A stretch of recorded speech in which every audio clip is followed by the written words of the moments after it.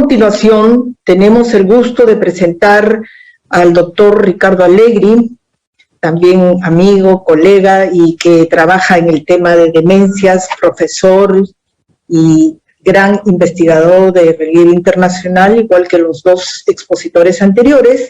Él viene de Argentina, jefe del Servicio de Neurología Cognitiva, Neuropsicología y Neuropsiquiatría del Instituto Fleni de Buenos Aires, es profesor en la Universidad de Buenos Aires en la Facultad de Medicina, presidente del Consejo de Investigación del Ministerio de Salud en Buenos Aires, Argentina, y es miembro de la World Dementia Council, es decir, otro investigador que está íntimamente relacionado a todo el tema de demencias. Doctor Allegri nos estará presentando atención a experiencias específicas iniciadas en la región de América Latina. Doctor Allegri.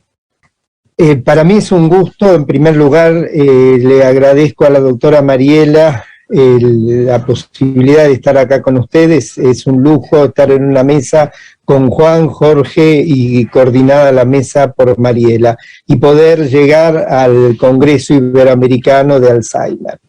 Con respecto a mi presentación, cuando me pidieron el título Atención a experiencias específicas iniciadas en la región, yo pensaba un poco qué era lo que iba a desarrollar, y una de las cosas que pensé es que en realidad, más que experiencias específicas, yo voy a contarles cómo nos fuimos evolucionando, cómo nos fuimos desarrollando en Fleni, Buenos Aires, pero más que experiencias específicas, creo que lo más importante para la región son experiencias colaborativas, y creo que ese es el gran secreto que yo les voy a mostrar y que nos proponemos para el próximo tiempo, ¿no? Creo que es el gran desafío. Yo voy a comentarles acerca de lo que es el abordaje multimodal en un centro de Alzheimer en América Latina. ¿Por qué necesitamos un abordaje clínico multimodal? ¿A dónde estamos parados hoy con la enfermedad de Alzheimer? Y América Latina no puede estar fuera de esto. ¿Qué es un abordaje multimodal? ¿Qué es lo que venimos desarrollando y cómo es lo que desarrollamos en Fleni? Y por último, después, un ejemplo clínico. Todos conocemos nuestros viejos libros de neurología y psiquiatría, en los cuales siempre hablamos de las enfermedades neurodegenerativas. Las enfermedades neurodegenerativas fueron descritas alrededor del año 1900, poco antes Parkinson, Alzheimer, frontotemporal, y en realidad cuando se genera la descripción de estas enfermedades, se arma a partir de la alteración de diversos sistemas. El sistema nervioso, como todos tenemos claros, está sumamente sistematizado, sistema motor extrapiramidal, un sistema cognitivo, lo que tiene que ver con lo conductual, lo que tiene que ver con distintas partes, y de alguna manera esta afectación en distintos sistemas permitió hacer la clasificación de lo que llamamos las enfermedades neurodegenerativas, que como bien decía mi jefe, cuando un neurólogo habla de enfermedades neurodegenerativas, en realidad lo único que no sabe es la causa, sí sabe dónde está localizado, qué sistema, qué circuito, cómo se afecta, cómo se desarrolla, pero no qué es lo que lo produce ni cómo se produce exactamente. Pero todo esto tuvo un desarrollo en los últimos años y nos aparece lo que vemos en la parte superior de la diapositiva. Uno puede tener, como vemos en rojo, distintos fenotipos clínicos de la misma enfermedad. Y la enfermedad de Alzheimer puede ser la clásica de comienzo tardío, enfermedad de Alzheimer de comienzo temprano, la atrofia cortical posterior, podemos tener una fascia progresiva primaria que corresponde a una enfermedad de Alzheimer, o podemos tener una variante conductual de enfermedad de Alzheimer que simula una demencia frontotemporal. Todo esto se viene a complicar más cuando empezamos a conocer ya más en detalle cómo juegan las distintas proteínas y toda esta proteinopatía que tiene que ver con estas enfermedades degenerativas. Durante muchos años diagnosticamos el Parkinson, diagnosticamos el parkinsonismo de la PCP y un día nos dimos cuenta que el Parkinson era por alfa-sinucleína, pero la PCP tenía que ver por una alteración de la tau, como tenía que ver la demencia frontotemporal. Todo esto se fue desarrollando mucho más, por supuesto, por la anatomía patológica, pero por la aparición de los biomarcadores, lo que llevó a esa clasificación que hoy tenemos delante, que es la clasificación ATN. Solo como curiosidad, hace poco yo hago una publicación en la cual digo, en los próximos años nos vamos a ir de este concepto de demencias neurodegenerativas probablemente a proteinopatías cognitivas, reemplazando lo que hoy se está discutiendo en todas partes, el dónde por el qué, reemplazando esto de solo saber los sistemas por entender qué es lo que está pasando desde el punto de vista fisiopatológico. Todo esto nos lleva a tener que hacer un cambio conceptual en el abordaje y América Latina no puede estar fuera de esto. Después podemos discutir que sí, que no, pero realmente no podemos estar fuera y no podemos estar fuera por lo que decía Jorge unos minutos antes, la variación, la diversidad cultural que tiene América Latina. Solo para ejemplo, los biomarcadores en sangre, biomarcadores en líquido, deben ser probados y tenemos que tener valores de corte y tenemos que tener, digamos, una adecuación a lo que tiene que ver con América Latina. ¿Qué es un abordaje multimodal? Es mi segunda pregunta. ¿Qué es un abordaje multimodal? Y yo tomé en el Congreso de Alzheimer Association hace un par de semanas, esta es una diapositiva de Jeffrey Cummings, y Jeffrey Cummings hace un simposio hablando de la próxima generación en el manejo de la enfermedad de Alzheimer. Y de alguna manera lo primero que muestra es que lo que venimos trabajando hasta ahora, envejecimiento normal, por supuesto que la prevención, lo que hablaba Juan al principio, es clave para nuestro medio, es clave para América Latina, pero tenemos la detección, tenemos el diagnóstico, y esto es lo que se venía trabajando, y de hecho yo hice una modificación a lo que decía Jeffrey. Creo que en todo esto el médico generalista, como lo vemos habitualmente, puede intervenir y puede manejar, porque no nos cambiaba mucho el manejo de una patología, de una demencia con respecto a otra demencia, desde el punto de vista de si íbamos a usar un anticolinesterásico o íbamos a usar un modulador glutamatérgico. Todo esto empieza a cambiar y mal nos pese, va a cambiar muchísimo en los próximos años, y ya el gran desafío para la detección no va a ser solo el screening neuropsicológico, tenemos que ir a biomarcadores en sangre que nos permita bajar el costo y la disponibilidad de la problemática que tenemos ahora en la confirmación diagnóstica, que es muy limitada, pero esa es la realidad y es a donde tenemos que ir, porque vamos a tener la problemática del tratamiento antipatogénico. Hace pocos meses se acaba de aprobar una droga en Estados Unidos, en los próximos meses va a haber 2 drogas más que están para presentación. O sea, esto se nos viene más allá de nosotros, nos excede ya a nosotros, y es muy importante que sepamos que este es el camino a donde tenemos que ir.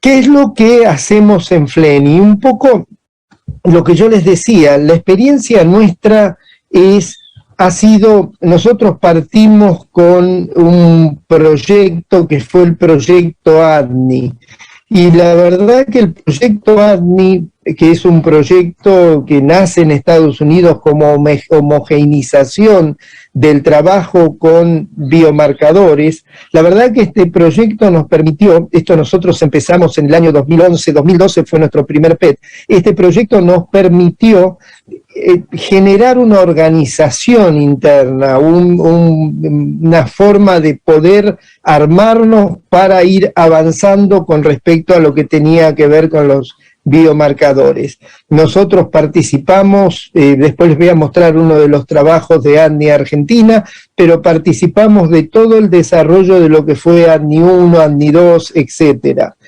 El otro proyecto que para nosotros fue clave, como nos contaba Jorge, es el proyecto de Alzheimer hereditario. El proyecto de Alzheimer hereditario, ya teníamos la base que veníamos de ADNI, pero el proyecto de Alzheimer hereditario nos permitió abordar y nos permitió entender y manejar toda la metodología. Y como nos decía Jorge, nosotros empezamos con un par de familias en Buenos Aires. Hace 3, 4 años aparece una familia enorme en Salta, ahora estamos con otras familias más de presenilina 2 en el litoral de Argentina, y esto tiene que ver, digamos, las familias existieron siempre, pero el poder organizar, sistematizar y manejarnos en forma, digamos, intergrupos, poder colaborar, creo que eso fue clave para poder generar ese desarrollo, para poder avanzar en ese desarrollo. ¿Cómo se armó esta aproximación clínica multimodal digamos, intramuro, de Fleni para adentro? En realidad nosotros tuvimos suerte, yo tuve suerte de poder tener, en la foto ustedes tienen arriba a la derecha, a uno de los directores, que es el jefe de anatomía patológica, el doctor Seblever, y más a la derecha la doctora Vázquez, Silvia Vázquez, del doctor Seblever en neuropatología y biología molecular, y Silvia Vázquez en lo que tiene que ver con toda la parte de neuroimágenes. Eso nos permitió, en el contexto de ADNI, generar una plataforma clínica, una plataforma de neuroimágenes y una plataforma de biología molecular. Una plataforma clínica con neurología cognitiva, neuropsiquiatría y neuropsicología, una plataforma de neuroimágenes con resonancia y con todo lo que es el desarrollo de SPECT, PET, etcétera, y una plataforma de biología molecular estudiando marcadores en sangre y líquido cefalorraquídeo y avanzando hacia lo que tiene que ver con la parte genética. Pero en tercer lugar, lo que tiene que ver con también un banco de cerebros, o sea, la posibilidad de avanzar y guardar y poder tener la posibilidad de estudiar en forma completa a nuestros pacientes. Como yo les decía, el laboratorio de biología molecular, uno de nuestros biólogos, Ezequiel Surace, que trabaja en lo que tiene que ver con biomarcadores. Los biomarcadores son mandados, una vez al año se hace control de calidad en Suecia, esto es a partir del ADNI, pero seguimos trabajando en eso, se hacen los controles de calidad. Todos sabemos que los biomarcadores son muy lábiles y además la técnica tiene que ser siempre igual a sí misma y hay que tener todo, digamos, un desarrollo para la validez y la calidad adecuada de los mismos. Lo que yo les decía al principio, ADNI nos permitió entender esto y seguir trabajando posterior a ADNI, y después, bueno, como les muestro, este es uno de nuestras publicaciones en neurofilamentos de cadena liviana, tratando de buscar estos líquidos cefalorraquídeos, después en sangre, tratando de buscar marcadores de neurodegeneración que nos permitieran, siempre con el mismo objetivo, llegar a aquello sencillo y barato que sea un marcador que permita llegar a nuestros pacientes. Esta es la plataforma de imágenes moleculares de la doctora Silvia Vázquez. Nosotros llevamos en este momento alrededor de 1.300 PET amiloides realizados. Se está realizando marcación metabólica con FDG, amiloide, PIVA, B45, Tau con varios marcadores de Tau y fluorodopa. A la derecha vemos arriba lo que es un mapa metabólico, vemos el hipometabolismo en un mapa en el cual se realizó una sustracción de normalidad, y lo que estamos viendo nada más es el hipometabolismo del FDG en un paciente con Alzheimer. En el medio estamos viendo nuestro primer paciente con Alzheimer marcado amiloide, y abajo a la derecha tenemos la marcación de tau también en un paciente con Alzheimer. En la diapositiva siguiente vemos el banco de cerebro. Este es, la publicación y es un viejo paciente mío de hace más de 30 años en el cual tenía un fenotipo frontotemporal, y cuando hicimos la anatomía patológica nos encontramos que era una enfermedad de Alzheimer, y en ese momento Peter Hislop es el que nos estudió la mutación de presenilina 1. Esta familia es una de las familias con las que yo voy a hablar en su momento con John Morris, para poder entrar dentro de lo que hoy en día es el DIAM. Como todos conocemos, hoy por hoy, una de las clasificaciones base de enfermedad de Alzheimer es el ATN. Los dos artículos que tenemos a la derecha fueron dos artículos que publicamos nosotros del valor pronóstico del ATN en nuestra población con ADNI, y la diapositiva siguiente lo que nos muestra es, en el caso de, este es ADNI Argentina, el caso nuestro de controles normales, deterioro cognitivo leve temprano, deterioro cognitivo leve tardío y demencia clínicamente de tipo Alzheimer. Vemos el resultado de los biomarcadores ATN, A negativo, T negativo y N negativo en gris, 58% en controles normales. Lo que nos quiere decir que el 42 tienen algún tipo de patología, por más que son normales desde el punto de vista clínico, y podemos ver en los deterioros cognitivos leves o en el Alzheimer clínicamente que el 92% eran ATN positivos, pero el 8% correspondía a A negativo, T negativo y N positivo. Esto, si lo vemos en una curva de Kaplan-Meier y comparamos la curva de Kaplan-Meier con respecto a la parte clínica y la parte de ATN, claramente nos permite separar muchísimo mejor las poblaciones que evolucionan. Esto nosotros lo hicimos en un seguimiento de 60 meses de la cohorte de ADNI. Hoy por hoy estamos avanzando, hoy vamos hacia lo que nos decía Juan al principio, la posibilidad de mayores colaboraciones, y estamos trabajando sobre la TAMFINGER, una colaboración de prevención en enfermedad de Alzheimer. Para terminar, un ejemplo clínico, yo tomé un paciente de nuestra base para cerrar y para mostrarles, un paciente que es una mujer de 72 años, un deterioro cognitivo leve amnésico puro, Mini-Mental de 27, un Boston de 26 en 30, un alelo 4 en ApoE, baja la beta 42 en líquido cefalorraquídeo, alta la tau y alta la tau fosforilada. Esta es la resonancia en donde podemos ver la volumetría hipocámpica con un MTA de 3, y en la marcación con FDG vemos el hipometabolismo posterior.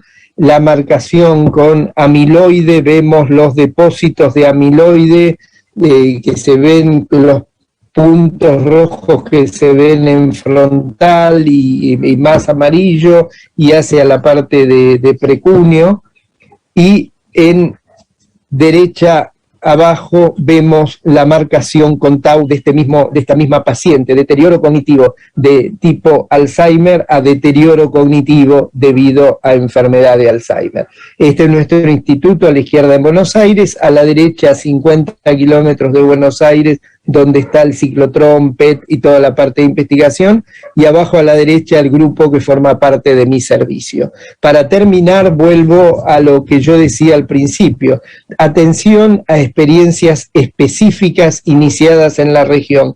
El gran secreto es la colaboración y es el gran desafío para nuestros próximos años. Yo felicito la primera colaboración que hubo en Latinoamérica, que fue la del 1066, y la realidad que la productividad que tuvieron fue espectacular, y creo que el gran objetivo para Latinoamérica en los próximos años es mantener y desarrollar lo que tiene que ver con la parte colaborativa. Muchas gracias en la invitación por estar en esta mesa, muchas gracias a Mariela por coordinar y por invitarnos a formar parte de la misma.